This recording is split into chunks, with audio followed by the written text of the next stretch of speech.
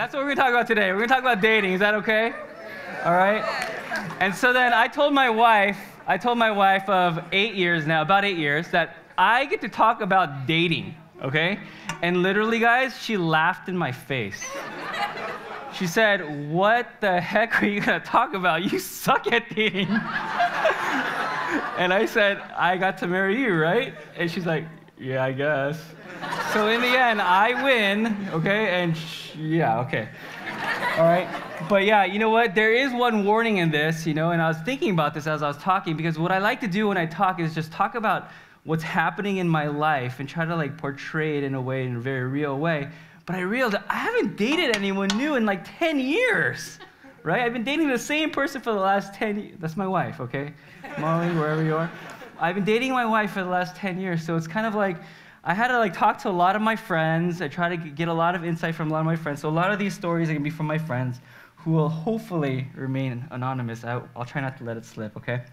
But also what I realize is when we talk about dating, okay, and I say something about dating, there's going to be 700 different ideas of what dating should look like in this room, okay? And the idea of that is because we all have different expectations, we all have different desires, and we bring a lot of different baggage into a dating relationship. So what I want to do is I want to try to streamline it a little bit, okay? Talk about it a little bit from a biblical perspective. Now, it'd be cool if the Bible just laid out what dating looked like, right? But the Bible, unfortunately, does not do that, okay? But it gives us some really good, solid principles to frame and to guide what dating looks like for us. And that's what I want to do today, kind of use biblical principles to help shape what dating should look like and give us a framework for how to look at it, okay? So as we start, I want you to notice that dating, for a lot of us, okay, is shaped by our culture, okay? For example, books like Pride and Prejudice. How many of you guys want Mr. Darcy? Okay, there we go, Mr. Darcy. Okay, we got Mr. Darcy fans in here. All right. Shaped by movies like The Notebook. Ryan Gosling, anybody? Right? Rachel McAdams, okay. All right. TV shows like The Bachelor. Okay. Guys, I watch that every Monday. Okay, out of self-sacrifice to my wife, I watch The Bachelor, okay? And I have to admit, it shapes the way I view dating, okay? And we take our cues from culture. The way that we look at dating is from all these cultural scripts, okay? They give us a lens, and then when something matches, we go, that's what dating is, okay? And they inform what dating is. Now look, as Christians, we want to be informed by the Bible, okay? What I've noticed about culture is that it tells us that romantic relationships are actually the ultimate relationship, okay? That is the one relationship that defines you, okay? In fact, when I go somewhere, one of the first questions they always ask me is, "Are you married?" That is the one relationship that people will always ask me, and that kind of defines who I am, okay? What else I noticed about culture is that romantic relationships are really become about the fulfillment of our needs. And what happens is when our partner stops fulfilling our needs, then we actually have permission to leave that relationship, even if we're married. See, culture plays to our desires, which isn't necessarily a bad thing. Our desires are a good thing, okay? But it gives us romance as the ultimate way to express ourselves and be fulfilled. When I talk to my friends, I have a lot of friends. I'm 36 now. Man, I'm old. Okay? I might be double some of your guys' ages, right? I'm 36. I have a lot of friends who are still single, okay? I'm from Glendale. Anybody from Glendale in here? Okay, nobody. Okay, you guys, all right? I'm from Glendale, okay? And I grew up in Glendale and in downtown LA and Hollywood and that kind of area, okay? I have a lot of friends who are still single. And when I talk to them about dating, they tell me, and they're still single, and they tell me that they feel this ultimate pressure to get married because that is going to define their identity, that they won't feel worthy unless they get married, okay? And in fact, I feel like my friends, they tell me that they actually have to put out, if I could say it like that, because that's what people do in dating now. They have to do certain sexual acts because they actually feel insecure. And they feel like if they do certain sexual acts, that will lead to an assurance and a sense of being known, a sense of being loved. See, romance starts a lot of that, or sex even for them, is the ultimate expression of self, is the ultimate expression of trying to fulfill our needs, trying to be loved, trying to be accepted, trying to be known. Now notice something here, okay? The way culture and my friends describe romantic relationship, it's actually flipped, okay? Romantic relationships aren't the pinnacle of everything. It's actually kind of at the bottom, okay? So follow me here. Our number one call in life is to love God. That is the greatest commandment, yes? That is our number one love relationship, yes? That is the ultimate relationship. Within that context, we're also called to love other people. Can I say that? So our first call is to love God. Our second call is to love other people, okay? So that's called charity or Christian love, just showing goodness to people, whether they're Christian or not. Our third call, if I could just narrow it down a little bit, is to develop spiritual community, spiritual friendships, deep sense of community where people get to know who I am and I get to know who people are and I get to speak into their life, they get to speak into my life. We cry together, we rejoice together, we go through life together. And then romance is actually smaller than that or more focused than that. And it's within that context romance exists. See, our culture has it completely flipped. Romance is at the top, and it's the ultimate expression of acceptance and being known and feeling loved, when actually it's supposed to be undergirded by all these other calls in our life. All these other love relationships are supposed to help us understand, accept, feel loved, be known, and then romance comes from that place. Okay, we have it completely flipped. You know, God says, I created you to be who you are, so live out of who you are. Culture says romantic love is the ultimate expression of yourself. Again, our culture says that it's more important who you marry than the God you serve in some sense, right? And after a while, my friends will say something like this: it doesn't matter if they're Christian as long as they're a good person. You know, we shouldn't judge people by their religion, but by how good they are to me. I just want someone to love me. It's not about which God they serve anymore. You know, our love for each other, it crosses faith boundaries, my friends tell me. See, our loves are completely out of whack. So can I tell you a secret? We're all sinners, and all of our ideas of love are out of whack, okay? And it says, no matter what, okay, as much as we want our loves to be in the right order, our loves are completely messed up. In fact, our heart is actually more sinful and more broken than we could ever imagine, Jeremiah 17:9. And what the promise of the gospel is that God says through Jesus, he is going to reorder all those loves, and he's going to help us see how these loves work out with him, with other people, in spiritual community, and in relationships. He puts all those things back into order for us and helps us see how we're appropriately supposed to relate with God, others, friends, and romance. Okay? So that's the great thing about our God. He reorders our loves. By the way, that's from C.S. Lewis, his book called Four Loves. Yeah, okay, great. All right. So now, here's the thing, okay? Our culture, what it does is it under-spiritualizes. Okay? And what I mean by under-spiritualized is it flips the script and puts romance at the top and God at the bottom. Okay? I realize there's people on our campus that do the same thing. Okay? But at Biola, if I could be so honest, what I've heard is that you guys actually don't under-spiritualize, you guys over-spiritualize. Okay? And what I mean by over-spiritualizing is when you go on a first date at Common Grounds, okay? The first question is, what's your major? And the second question is, when do you want to get married? Okay, anybody like that in here? Yeah, don't raise your hands, okay? All right? We over-spiritualize. You know what? We're getting to know someone in a dating relationship, and we realize this person has character flaws. And you know what? We don't see the sinful person that is, but we feel like we're called, out of our Messiah complex, if I could be honest, okay? We feel like we're called to love this person unconditionally. You know what? You're called to love your wife unconditionally. You're not called to love the person you're dating unconditionally, at least not yet, okay? We over-spiritualize. okay? We read into things and we think people are better than they are, okay? We expect in a relationship to have nothing go wrong. Everything should be smooth. If God is guiding us, then why should anything go wrong? If something goes wrong, you know what that means?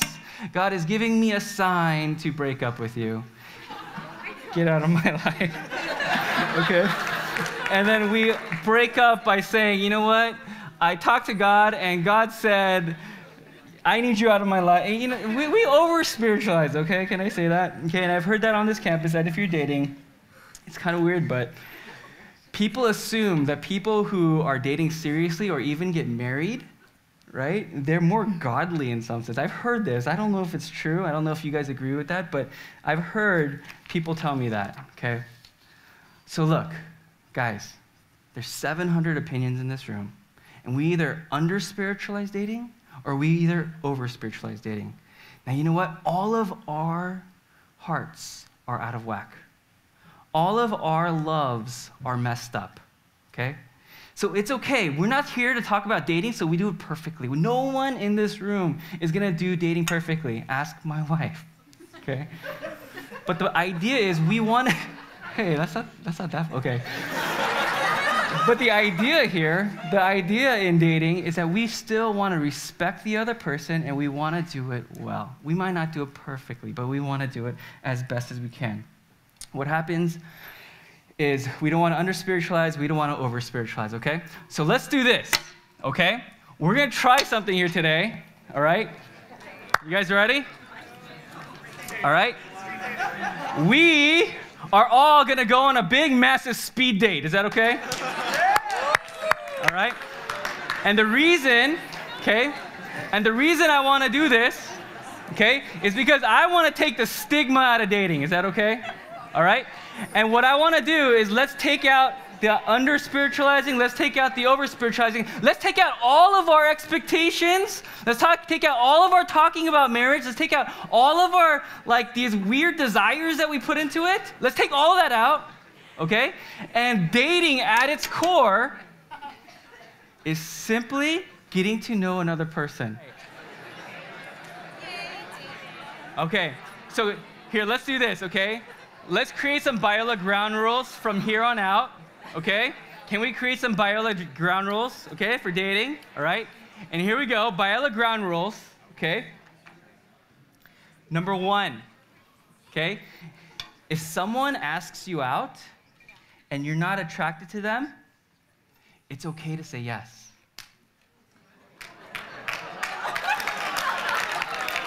Okay? Why? Why is it okay to say yes?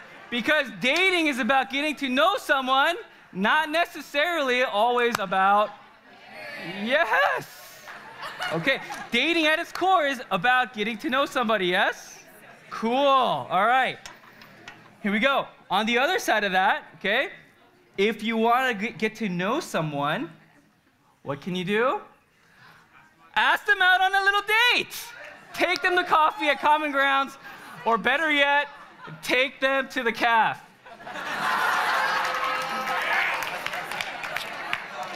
Okay? Guys, on this campus, what if we normalize dating to look like just getting to know each other? What if dating didn't have all this extra stigma and baggage of marriage and all these weird things that we bring into it, and it was simply, what's your major? Not what's your kid's name gonna be, right? Let's leave it at that. Guys, I have a friend who's on eHarmony, okay? And she has 2 criteria. Do you guys know what eHarmony is? It's a dating website, okay? All right? There's 2 criteria that she has, okay? She says, if I'm not repulsed by him, and if I'm not scared by him, I will go on a date with him, okay? See, in her, God is working at a few things. God is working at, can you see past someone's photograph? That's what online dating is, right? You put up your best looking picture, right? Whatever, right? And then you think that's gonna get you a date, right? For her, she's trying to move past that. Can she see the person behind that first snapshot?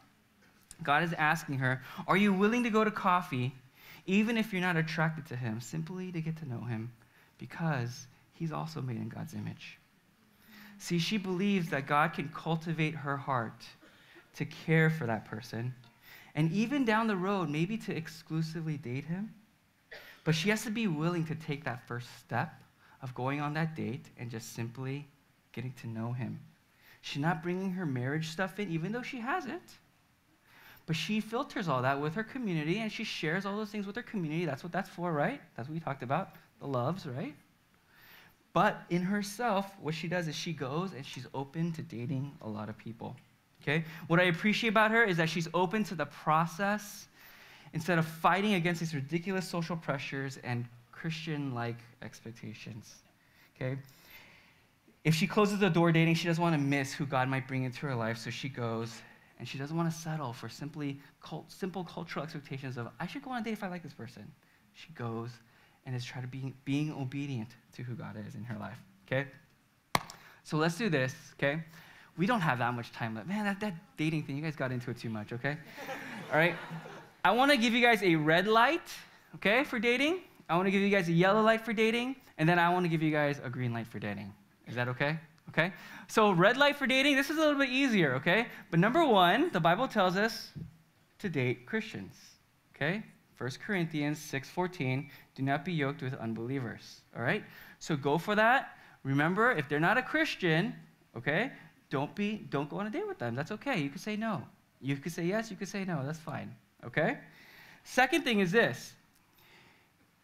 If you're in a relationship and you actually feel like there's abuse in the relationship, get out of that, okay? We're talking about physical abuse, emotional abuse, sexual abuse, any kind of abuse. Get out of that relationship, okay? Third, if you see a lot of character issues. Now look, again, we all make mistakes. We're all flawed people, and we all slip up. We all have character issues. Now look, here's the thing. If there's a track record of someone lying too much, or if there's a track record of someone not being completely integrous, don't date the person. Because that person, you can't build trust with that person. Relationship, getting to know someone, building trust with the person.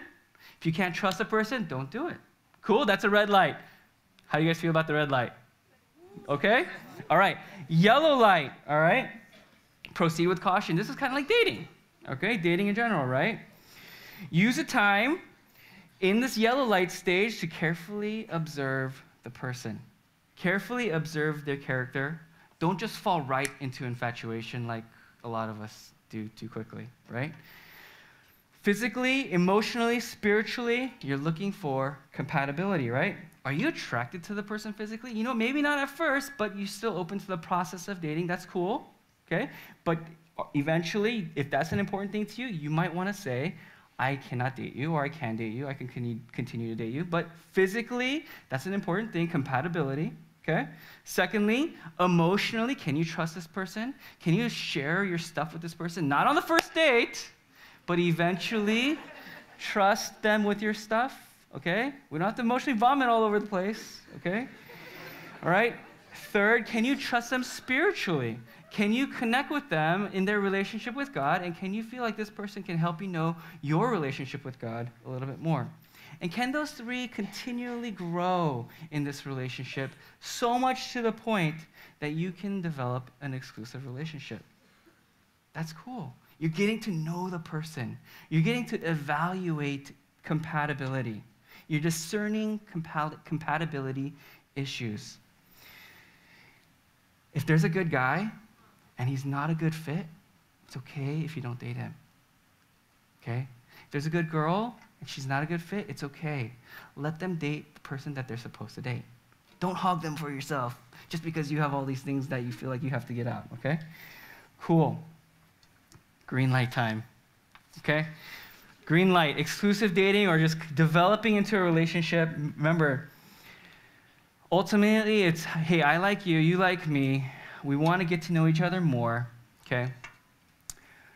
Do this well, and I have 5 principles for you guys, okay? And this is all based off Proverbs 4:23. It says this, above all else, guard your heart, for everything you do flows from it, okay? And other biblical principles, but 5 principles, okay? Number 1, first, okay, I'm going to use some old words here, okay? First, think of the liminal, okay, more than the complete. Guys, what liminal means is that in-between space. How many of you guys hate the in-between space? I hate that. We want things to be black or white. We hate process. We hate this unsure feeling. We hate this feeling of insecurity. We hate this feeling of like weird, like awkward, like what's going on here? Like taffy being stretched out, being put together, stretched out even more, and stretched out. Like we feel awkward in that stage, okay? But you know what dating is? You're not completely friends. You're not completely married. You're in a liminal space. So embrace the awkward liminal space. Embrace the in-betweenness of what this is, okay? Cool.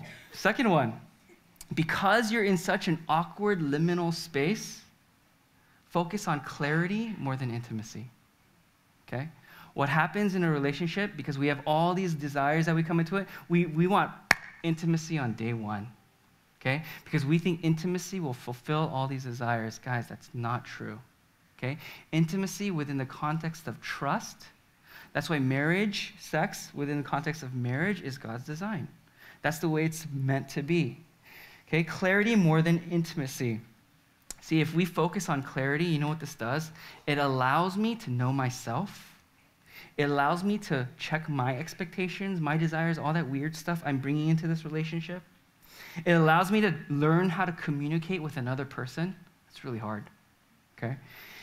It allows me to listen to the other person.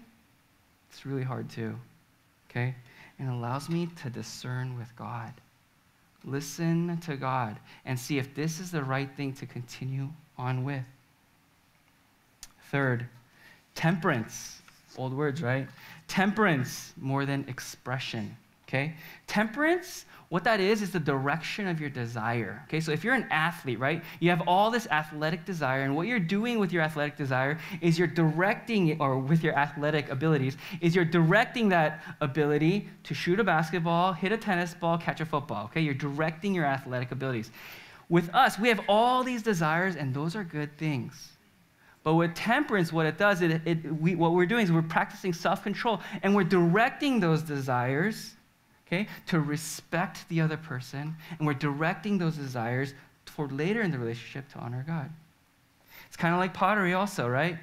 We've got clay, that's like our desire. What do? We shape our desire a certain way to look appropriately at this stage of dating, a little bit more at this stage of dating, and then a little bit different at marriage. There's a progression here. Temperance more than expression. Fourth, focus on modesty more than exposure, okay? Modesty is the appropriate expression of yourself. That's the definition, okay? It's the appropriate expression of yourself. So we're talking about physical modesty here. That's how we jump to, right? The word modesty. And physical modesty is not simply about how much skin or how little skin we're showing, okay? Physical modesty is saying how I dress, is that appropriating myself well? Okay? Am I expressing who I am well? Physical modesty. Second, emotional modesty. We don't have to overshare on the first date.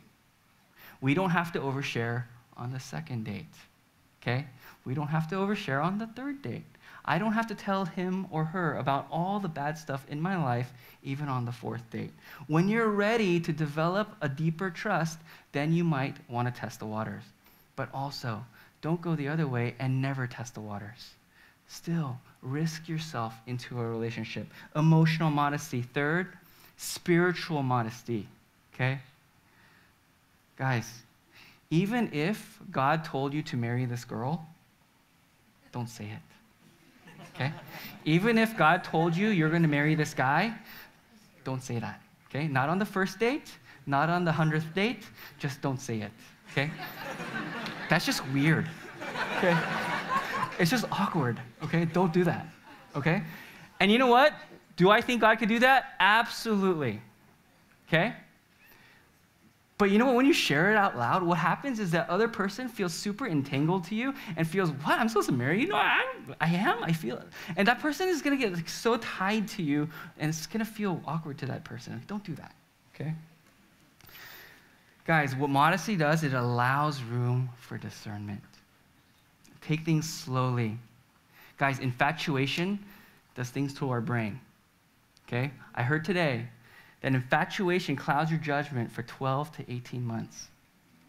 Modesty allows you to take it slowly and see over time, do I really like this person? Do I know who this person is? Without getting really entangled emotionally, physically, and spiritually. Okay? Modesty. Take your time, evaluate their character critically. 5th, boundaries more than freedom. Okay? Physical, emotional, and spiritual. Don't get entangled too quickly. What happens when you get entangled too quickly? You think that relationship is actually more than it is, unfortunately. Okay? You know, growing up, I had automatic boundaries. Okay? When a girl would call the house, my mom would pick up, and she'd call me, and she'd look at me like, girl's calling? And I'd be like, yeah, who is it? And then I'd pick up the phone, I'd talk on the phone, and then I would have to listen to the other line. I don't know if you guys know what this is, okay? But the other line might pick up, that's my mom listening into this conversation. These are automatic boundaries I had, okay? If I brought a girl to my place, okay, my mom was sitting on the sofa next to us, okay? These are automatic boundaries I had, all right? Guys, in our world, no one has a landline anymore. You guys have texting things, right? Phones. You could Snapchat, unlimited access to each other face to face without any boundaries, okay? Just because we have unlimited access to a person doesn't mean we have to use it, okay? It is good to put up boundaries because what we're doing is we're respecting the other person and we're honoring God in this relationship. We put up boundaries because we care and respect the person and not to entangle ourselves too quickly and just end up hurt, okay? Guys, Biola, ground rules. Red light, yellow light, green light. Green light, if you do it, don't get entangled too quickly. That's the summary, okay? If you want to go back and listen to John Coe's talk on emotional chastity, really good, okay? Don't get entangled too quickly and let the relationship develop and soberly get to know the other person. Cool? And discern with your community, discern with God, whether you want to continue this and then eventually marry the person. We hope you enjoyed this message. Biola University offers a variety of biblically centered degree programs, ranging from business to ministry to the arts and sciences. Learn more at biola.edu.